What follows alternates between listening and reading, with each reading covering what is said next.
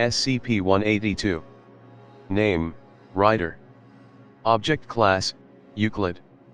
Description: SCP-182 is a Caucasian male, of average build, roughly 45 years of age, and has suffered heavy abdominal and cranial scarring at an unspecified point in the past, by subject's own admission, shortly before he was admitted into the care of the Foundation in 1900. Data unavailable.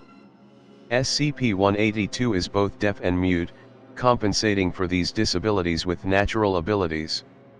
SCP-182 has displayed the ability to passively enter the minds of other animals, including humans, and to perceive sight and sound through their senses, in effect riding as a passenger in their minds. This has no consistent effect on personnel, and some guards have rotated on and off on a regular basis for the past data unavailable years without detrimental effects. However, prolonged exposure to SCP-182's passive sensory borrowing results in vivid visual and auditory hallucinations in 97% of humans and 100% of non-human test subjects. The effects in question vary widely in severity, but continued exposure after the onset will inevitably result in mental collapse, with said mental breakdown being hastened by proximity to SCP-182.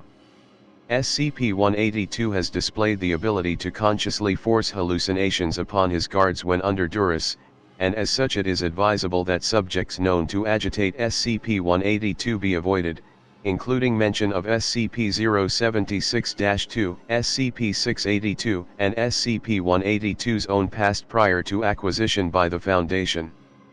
Termination of affected personnel is recommended if they cannot distinguish between the hallucinations and reality, as all subjects allowed to reach such a point have invariably broken down, with brain death or permanent catatonia being the only possible outcomes.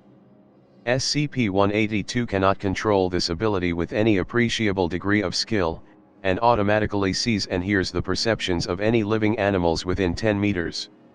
Subject can focus on specific directions outside of that range, but cannot ride the senses of beings further away from it than 30 meters. SCP-182 additionally manifests the ability to project its thoughts into the mind of any individual whose senses it rides. This mental speech is the only known source of information about the subject, and has been described by guards as akin to being spoken to by a small human between their ears.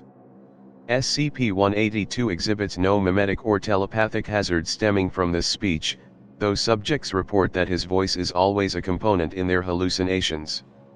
Special containment procedures: SCP-182 is to be kept in a small environmentally sealed structure on an otherwise uninhabited island situated 10 kilometers off the coast of Greenland.